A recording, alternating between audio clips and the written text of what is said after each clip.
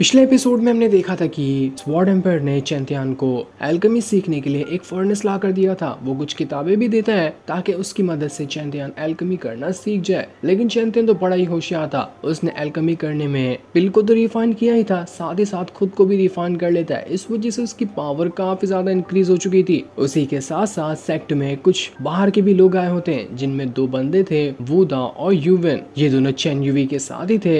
जिस chain UV ने चैंतियान को पहले ही चैलेंज कर दिया था कि वो उसकी जान लेने के लिए वापस जरूर आएगी, तो उसी चैनवी ने यहाँ पर इन दोनों को भेजा होता है ताकि वो चैंतियान को मार सके। इस वजह से वूदाओ चैंतियान से फाइट करना शुरू कर देता है, जहाँ वूदाओ काफी ज्यादा स्ट्रॉन्ग लग रहा था। जिसके बाद यहाँ से ये एपिसोड शुरू होता है। तो इस एपिसोड की शुरुआत में वूदाओ एकदम ज्यादा भड़का हुआ था, तो वो चैंतियान को बहुत मारता है कि आखिर तेरी हिम्मत कैसी मुझे बेइज्जत करने की, आज मैं तुझे जिंदा नहीं छोड़ूंगा। वो एक के बाद एक करते हुए चैंतियान के ऊपर अटैक कर रहा था। इस चीज को देखकर जुआन कहता है कि अबे तू यहाँ पर चैंतियान को कैसे मार सकता है, चैंतियान मेरा भाई और मेरे भाई पे हाथ उठाएगा तो मैं तुझे नहीं छोड़ूंगा। इस वजह से जुआन ने एक घसीट के पंच सीधा वूदाओ को मार दिया था, लेकिन उल्टा वो खुद ही वहां पर उड़कर दूर फेंका जाता है। वूदाओ को तो एक खरोच तक नहीं आई थी। इसके बाद वूदाओ दोबारा से अपनी पावर को एक्टिवेट करने लग जाता है। उसने अपनी पावर का इस्तेमाल करते हुए एक हेवनली पवेलियन को समन कर लिया था और उसे वो सीधा का सीधा चैंतियान के ऊपर ही फेंक देता है ताकि इसके नीचे दबकर चैंतियान मारा जाए। लेकिन चैंतियान अपनी स्वॉर्ड को आगे करते हुए उस हेवनली पवेलियन को वहां पर डिस्ट्रॉय कर देता है। इस वजह से चैंतियान यहाँ पर बच तो गया था, लेकिन उसकी हालत काफी ज्यादा खराब हो चुकी थी।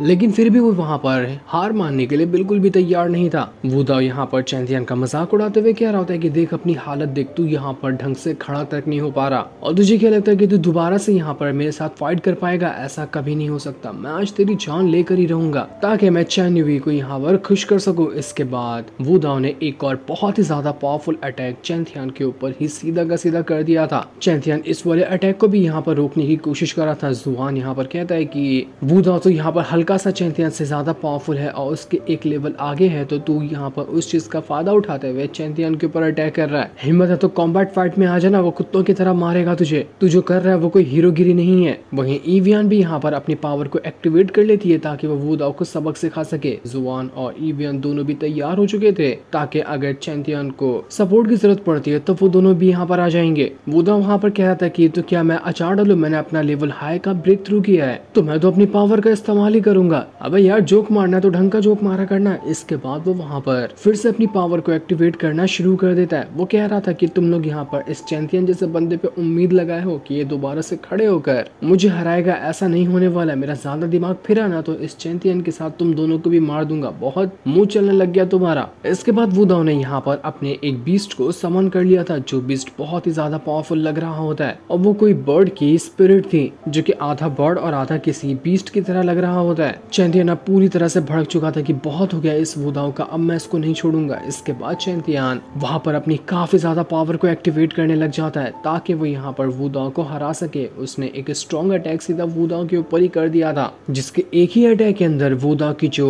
स्पिरिट थी वहां पर वो पूरी तरह से डिस्ट्रॉय हो जाती है। उसका नामो निशान वहां पर नहीं बचा था। इस चीज को देखकर वूदाओ एकदम भड़क जाता है कि इसने तो एक ही बार में मेरी बर्ड स्पिरिट को खत्म कर दिया, आखिर ऐसा कैसे कर सकता है ये। साथ ही साथ वहां पर यूवेन जो खड़ा था वो चैंपियन को देखकर कहता है कि अरे वाह, बड़ा ही इंटरेस्टिंग बंदा है, मुझे लगा था ये नल्ला निकलेगा लेकिन नहीं, इसके पास भी कुछ पावर है। वूदाओ यहाँ पर एकदम ज्यादा भड़क चुका था तो वो वहाँ पर अपनी डार्क मार्शल स्पिरिट को समन कर लेता है। ये मार्शल स्पिरिट इस तरह की थी कि वो उसको खुद को ही किसी तरह के बर्ड स्पिरिट में ट्रांसफॉर्म कर सकती है। इस वजह से वूदाओ के पास विंग्स आ चुके थे और उसका हाथ भी एकदम बीस्ट जैसा बन गया होता है और उस पावर का इस्तेमाल करते हुए उसने वापस से चैंपियन के ऊपर हमला करना शुरू कर दिया था। चैंपियन बस उसे देखता रह जाता है कि ये तो बड़ा ही अजीब टेक्निक का इस्तेमाल कर रहा है, आखिर इससे हो गया। इस तरह की टेक्निक तो मैंने इससे पहले ना ही कभी देखी थी, ना ही कभी सुनी थी। ये कैसी इसकी मार्शल स्पिरिट है। लेकिन वूदाओ इस टेक्निक का इस्तेमाल करते हुए वहां पर चैंपियन के ऊपर अटैक कर पाता। इससे पहले एक बहुत ही ज्यादा कमाल का अटैक वहां पर आकर वूदाओ को लग जाता है। इस वजह से वूदाओ वहां से दूर जाकर फेंका चुका था। वूदाओ को समझ नहीं आता कि आखिर अब यहाँ पर कौन आ रहा है जो इस चैंपियन को बचाने के लिए आया है। आखिर किसे इतना प्यार आ गया इस चैंपियन के ऊपर जो इसे बचाने के लिए यहाँ पर आया। तब वहाँ पर आता है वू जिन, जिसने अपने कुछ दोस्तों को साथ में लेकर आया था। उसके दोस्त भी काफी ज्यादा पावरफुल थे और उन लोगों ने यहाँ पर आकर इस वू दाओ को अटैक करने से पहले ही रोक लिया।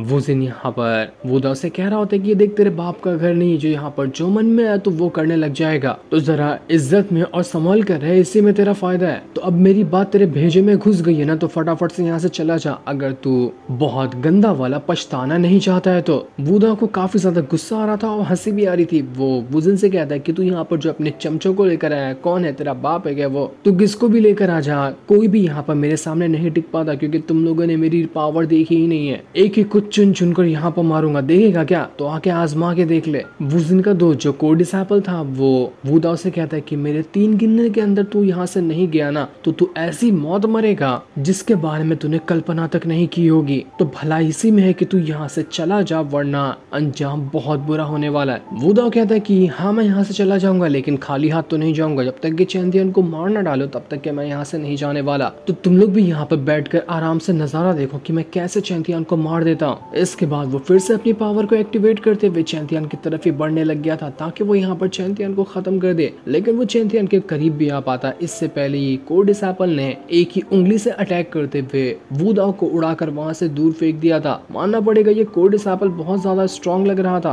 वहां खड़े सारे के सारे लोग एकदम शॉक में चले जाते कि अरे बाप रे, ये कौन आ गया? इतना हाई लेवल का कोर डिसाइपल हमने आज तक नहीं देखा था, ये तो बड़ा ही स्ट्रॉन्ग है यार। चैंदियन खुद भी एकदम हैरान था उसे देखकर कि मैंने इस बंदे के बारे में इससे पहले कभी नहीं सुना था। तब वहां पर एंट्री होती है यूविन की। वो वहां पर आने के बाद कह रहा था कि मैंने ना एक अफवाह सुनी थी कि इस सेट के अंदर एक ऐसा बंदा है जिसने मर्सिलियस स्वॉर्ड टेक्निक को सीखा है। मर्सिलियस स्वॉर्ड टेक्निक इतनी ज्यादा कमाल की टेक्निक है जिसने इंपीरियल सिटी को फेमस किया था, क्योंकि पूरी इंपीरियल सिटी में सिर्फ एक ही ऐसा बंदा है जो उस टेक्निक को सीख सकता है। और अगर मैं गलत नहीं हूँ तो तुम ही वो इंसान हो जिसने मर्सिलियस स्वॉर्ड टेक्निक को सीखा होगा। क्यों, सच कह रहा हूँ ना, तभी तुम्हारे अंदर इतनी ज्यादा पावर है। मुझे नहीं पता था कि इतने मामूली से सेट के अंदर इतना कमाल का बंदा होगा। तो तुम्हें टेस्ट करना तो बनता ही है। मैं बहुत दिनों से इंतजार कर रहा था कि कब तुम मुझे मिलो और मैं कब तुम्हारे साथ फाइट करूं, और देखो आज मुझे मौका मिल गया। तो आजा थोड़ी यहाँ पर मस्ती कर लेते हैं। इसके बाद यूवेन ने वहां पर अपनी पावर का इस्तेमाल करते हुए एक बहुत ही ज्यादा भयंकर डीमन स्पिरिट को समन कर लिया था, ताकि वो इसका इस्तेमाल करते हुए कोर डिसाइपल के साथ फाइट कर सके। यूवेन और कोर डिसाइपल जब आपस में फाइट करने के लिए चले गए होते हैं तो वू दाओ कहता है कि अरे वाह, बढ़िया मौका है, मैं इसी मौके का फायदा उठाते हुए चैंपियन को मार डालता हूँ। कोर डिसाइपल तो इसको बचाने के लिए नहीं आ पाएगा। इसके बाद जैसे वो जाने वाला था कि तभी वहां पर लॉर्ड फेंग आ जाता है जो चैंपियन को बचाने के लिए आया था। वो यहाँ पर आने के बाद वू दाओ से कहता है कि मुझे नहीं पता कि तेरी और चैंपियन के बीच में क्या दुश्मनी है, लेकिन तुम लोग ये दुश्मनी ना मेरे सेट के अंदर नहीं उतार सकते, इसलिए भला इसी में होगी कि तू यहाँ से चला जा, वरना इसका अंजाम क्या होगा वो तू सोच भी नहीं सकता। तब वहाँ पर वू दाओ का एल्डर भी पहुंच जाता है जो लॉर्ड फेंग से कह रहा था कि मुझे नहीं पता था कि इस मामूली से चैंपियन को बचाने के लिए सेट के इतने इम्पोर्टेंट से इम्पोर्टेंट लोग आ जाएंगे। काफी अच्छी पहचान बना कर रखी है इस चैंपियन ने इस सेट के अंदर, तो ठीक है हम यहाँ से जा रहे हैं। इतना कहने के बाद वू दाओ का एल्डर तो वहां से चला जाता है, लेकिन जाने से पहले वू दाओ यहाँ पर चैंपियन को धमका रहा था कि इस बार तो बेटा तू बच गया, अगली बार तो की मौत नहीं मारा ना तो मेरा भी नाम वू दाओ नहीं। चैंपियन कहता है कि तूने अभी तक यहाँ पर मुझे देखा ही कहाँ है, तुझे क्या लगता है कि मैं यहाँ पर खाली लोगों के सपोर्ट में ही जिंदा बच पाता, मेरे पास खुद पावर नहीं है? तो ठीक है, आज मैं यहाँ पर सबके सामने चैलेंज करता हूँ कि कल जो बैटल का नेक्स्ट राउंड होने वाला है उस राउंड के अंदर तेरे सेट के जितने भी लोग हो, चाहे वो किस भी लेवल पे हो, मुझे उससे कोई फर्क नहीं पड़ता। मैं हर एक का चैलेंज एक्सेप्ट करने के लिए तैयार हूँ। जिसको भी ले आना हो ना बैटल के अंदर ले आना, मैं सबके सामने तुम लोगों को मारूंगा। अकेले मारना ना मेरी वैसे भी आदत नहीं है, तो अगर तैयार है तो आ जाना कल के बैटल के अंदर। ये सुनकर तो लॉर्ड फेंग एकदम हैरान रह गया था कि चैंपियन तुम ये क्या कह रहे हो? तुम्हें पता भी है कि तुमने जो कहा उसका क्या मतलब है? तुमने इतने हाई लेवल के बंदों से चैलेंज एक्सेप्ट कैसे कर लिया? वो एल्डर वहां पर हंसते हुए चैंपियन से कह रहा है कि लगता है जोश जोश में ना तुम्हारी जुबान फिसल गई, लेकिन अब फिसल गई है तो तुम्हें वापस से उठने का मौका नहीं देने वाली है। ठीक है, फिर मिलते हैं कल के कंपटीशन के सेकंड राउंड के अंदर। अपनी मौत के लिए तुम तैयार रहना। जिंदगी की ये आखिरी रात चैन से जीना है तो जी लो। लॉर्ड फेंग चैंपियन को लेकर परेशान था, तो यहाँ पर चैंपियन उनसे कहता है कि आपको घबराने की जरूरत नहीं है। जब तक मैं यहाँ पर इन लोगों को अच्छे से सबक नहीं सिखाऊंगा ना तब तक ये लोग समझेंगे कि मैं कमजोर हूँ और ऐसे ही परेशान करने के लिए आ जाएंगे। तो एक बार तो इनकी बोलती बंद करनी ही पड़ेगी, इसलिए मैंने इन लोगों को चैलेंज कर दिया। इसके बाद लॉर्ड फेंग सेट के अंदर आते हैं और एल्डर वेंथिया से बातें करने लग गए थे। एडर वेंथियान कहते हैं कि चैंतियान ने उन लोगों को चैलेंज करके ना अच्छा ही किया, क्योंकि अगर वो चैलेंज नहीं भी करता ना तो भी यहाँ पर वो लोग कोई ना कोई तरीका निकाल ही लेते चैंतियान के साथ फाइट करने का। तो चैंतियान ने जो भी किया वो बेहतर फैसला है, लेकिन ये चीज में थोड़ा सा डाउट है कि क्या पता चैंतियान उस वुडाओ के सामने टिक पाए या नहीं टिक पाए, क्योंकि वुडाओ काफी ज्यादा हाई लेवल का बंदा है और अगर बाई चांस वुडाओ को वो हरा भी देता है तो पक्का यहाँ पर यूवेन आएगा ताकि वो चैंतियान को मार डाले, और यूवेन तो वुडाओ से भी हाई लेवल पर है। अब देखते हैं कल के दिन क्या होता है। तो वहीं चैंतियान कमरे में सोते हुए उस कोड डिसेबल के बारे में ही सोच रहा था कि यार बड़ा कमाल का बंदा था, मेरा मन आ गया उस पे कि काश मेरे पास भी उसकी तरह टेक्निक हुई तो कितना बढ़िया हो जाता, मैं सबको धूल चटा देता। लेकिन अफसोस क्या ही मैं उतना ज्यादा स्ट्रॉन्ग नहीं बना। इसके बाद हम अगले दिन का सीन देखते हैं जहाँ पर बैटल के नेक्स्ट राउंड की तैयारी शुरू कर दी थी। एडर वेंथियान यहाँ पर आकर वुडाओ के मास्टर से कहते हैं कि हम यहाँ पर एक फैसला करने के लिए आए हैं कि इस कंपटीशन के अंदर से चैंपियन फाइट नहीं करेगा, बल्कि आपके सेट के और भी अलग अलग डिसेबल के साथ हमारे सेट के जितने भी डिसेबल हैं वो भी फाइट करेंगे, और ये जो फाइट होगी वो दो बंदों की